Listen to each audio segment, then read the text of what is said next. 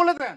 তারেক সাহেবই তো হবে, কি হবে? Very good. খালেদা জিয়া হবে, খালেদা জিয়া না হলে তারেক সাহেব হবে। Very good. অসুবিধা কি আপনার? ধন্যবাদ। এগুলো নিয়ে আপনারা তো মাথা ব্যথা করেন। ধন্যবাদ। আপনি চিন্তা করেন।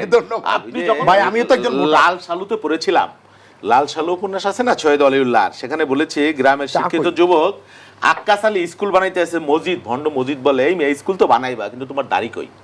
সেই প্রশ্নের মতো আমার বন্ধু বলল বিএনপির প্রধানমন্ত্রী কি হবে? ক্ষমতায় তো যাবে, ভোট তো করবে। আর ভাই প্রধানমন্ত্রীকে উনি বানাবে, আপনারা বানাই দিতে পারি তো। আপনারা বানাবেন, আপনারাও বানাই দিতে পারি। আমি তো মির্জা আব্বাসকে শোনেন বললাম, শোনেন শোনেন খন্দকার মোশাররফকে বললাম, মঈন খানকে বললাম। কথার ভিতরে ইন্টারফেয়ার করলে আমি কথা বলতে পারবো না, আমি কোনো কথা বলি না। আমারে বানাইতে চাইছেন? না আমি শুনলাম, আমি হব না আমিও হইতে পারি, ওনারেও বানাইতে পারি। আপনি তো বলেন না। বানাবেন না প্রধানমন্ত্রী।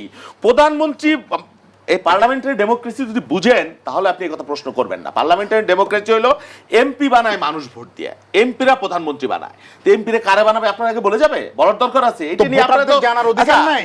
কি ভোটারদের জানা? যখন ভোটাররা এমপি ধরেন বানায়, আপনারা 100 ভোটাররা এমপির উপর আস্থা রাখবে। প্রধানমন্ত্রী কারে শোনেন বানাবে শোনেন এটা শোনেন, জানতে এটা পারবে না। ঘোষণা, এটা সব সময় ঘোষণা দিতে ভয় হয়। পাচ্ছেন কেন? বলেন না তারেক সাহেবকে বানাবেন। আশ্চর্য ব্যাপার। তারেক সাহেবকে বানাবেন এটা বলে দেন।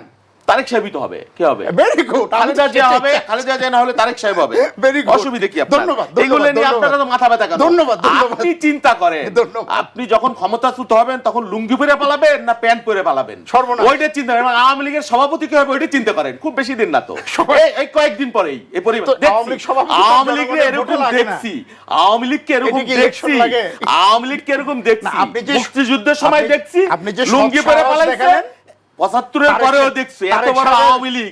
আপনি ওইটা ঠিক করেন, আপনি লুঙ্গি পরে পালাবেন, আপনি লুঙ্গি পরে পালাবেন না প্যান্ট পরে পালানোর সুযোগ পাবেন? আমি তো পালানোর কথা বলি না, আমি বলছি আপনাদের প্রধানমন্ত্রী কে হবে। আমি তো বললাম যে আপনারা কোথায় পালাবেন, কে প্রধানমন্ত্রী হবে ওইটা নিয়ে পারি। তারেক সাহেবকে প্রধানমন্ত্রী বানাবেন এটা বলতে পারি? হ্যাঁ বললেন।